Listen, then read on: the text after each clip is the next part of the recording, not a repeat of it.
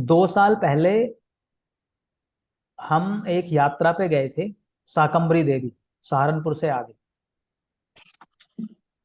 तो हमने माता के दर्शन किए, उसके बाद हरिद्वार गए, स्नान किया। फिर जब उसके बाद वापसी आ रहे थे तो रात का टाइम हो चुका था, और वो भी रात के 2 या 3 बज रहे थे। और महीना था जनवरी का, जिसमें फॉग होता है बहुत ज्यादा। अगर आप सहारनपुर से कभी आए होंगे तो एक तो मेरठ वाला रूट है, एक नहर के साथ वाला रूट है जो मेरठ के पीछे सहारनपुर से होते हुए मेरठ के बैक साइड से निकल जाता है। तो रात का समय 2-3 बजे और फॉग हो, और उस रास्ते में कोई नहीं, बिल्कुल अंधेरा, और फॉग में कुछ नहीं दिख रहा है। तो जो भी लोग मेरे साथ बैठे थे वो डर रहे थे। डर लग रहा था उनको कि अब क्या होगा, कुछ गड़बड़ ना हो जाए, कुछ गड़बड़ ना हो जाए। ऊपर से अगर बिल्ली रास्ता काट जाए तो और ज्यादा डर पैदा हो जाएगा। और वो हुआ भी था। अब मानो कि ऐसे सुनसान रास्ते में आप जा रहे हो जहां पे आपको अगले 100 मीटर भी दिखाई नहीं दे रहा, तो आपकी हालत तो खराब होगी।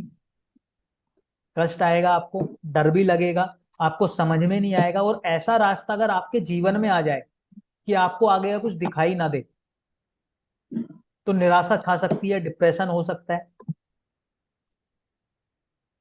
और वहीं पर अगर उस रास्ते में मिलकर हमें कोई एक व्यक्ति मिलता जो बोलता कि बस ये रास्ता 1 किलोमीटर बचा है, तो रास्ता कम नहीं हो जाता उससे।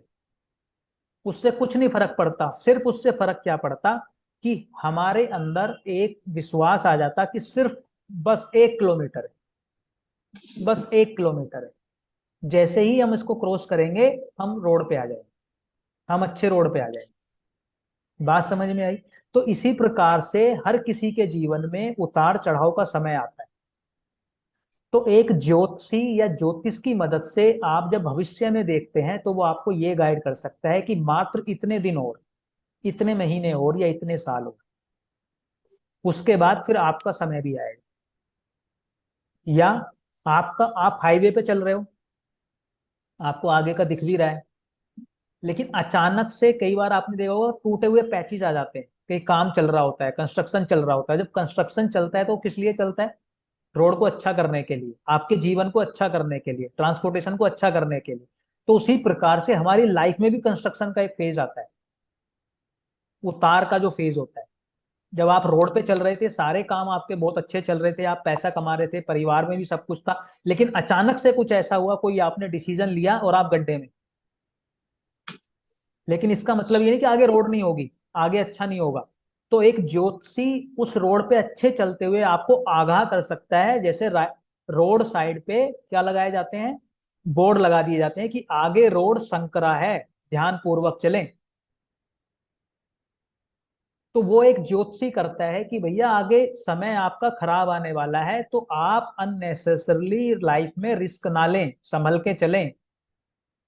यानी कि जब अच्छा समय होगा और खराब आने वाला होगा तो उस समय वो आपको आगाह कर देगा, तो आप सचेत हो सकते हैं। खराब समय से गुजर रहे हैं तो वो आपको बताएगा कि आने वाला समय इतने समय बाद अच्छा हो जाएगा, तो आप धीरज बनाए रखें।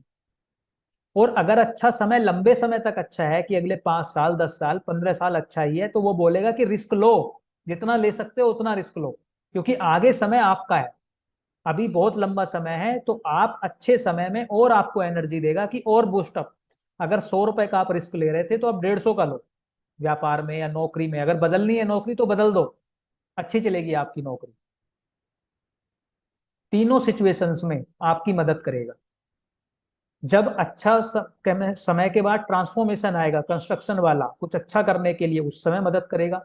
जब बुरे वक्त से चल रहे होंगे तब आपकी मदद करेगा। और जब अच्छा होने के बाद और अभी लंबा समय अच्छा है तो उस समय भी आपको मदद करेगा।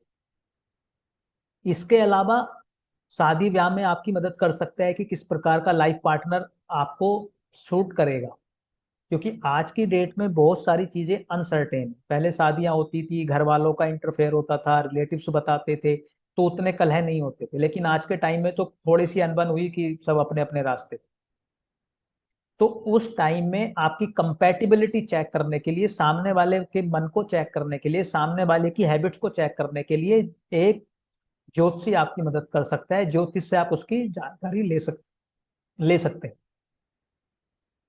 या आप कंफ्यूज हैं, मुझे बिजनेस करना है, मुझे नौकरी करनी है, मुझे क्या करना है, तो उसमें आपकी मदद कर सकता है।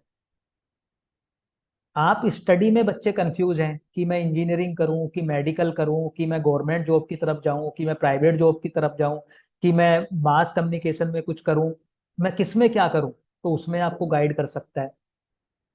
तो यानी कि जीवन के हर पड़ाव में आपको एक नया, आपको एक मार्गदर्शक के रूप में एक ज्योतिषी आपकी मदद कर सकता है, यानी कि ज्योतिष आपकी मदद कर सकता है। और हर विज्ञान की तरह ज्योतिष शास्त्र की भी अपनी लिमिटेशंस है।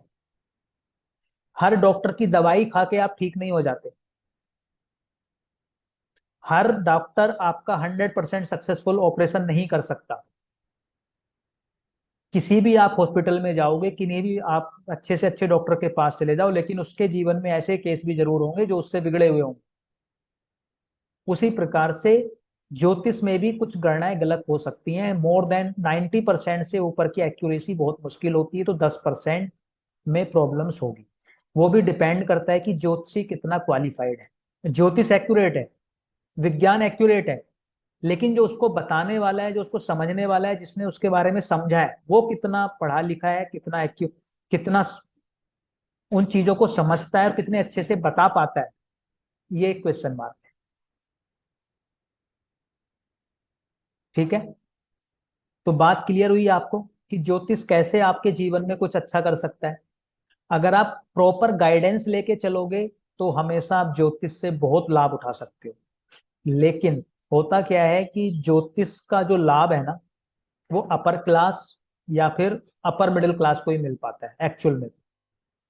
लोअर क्लास को और मिडिल क्लास को नॉर्मली कम मिल पाता है।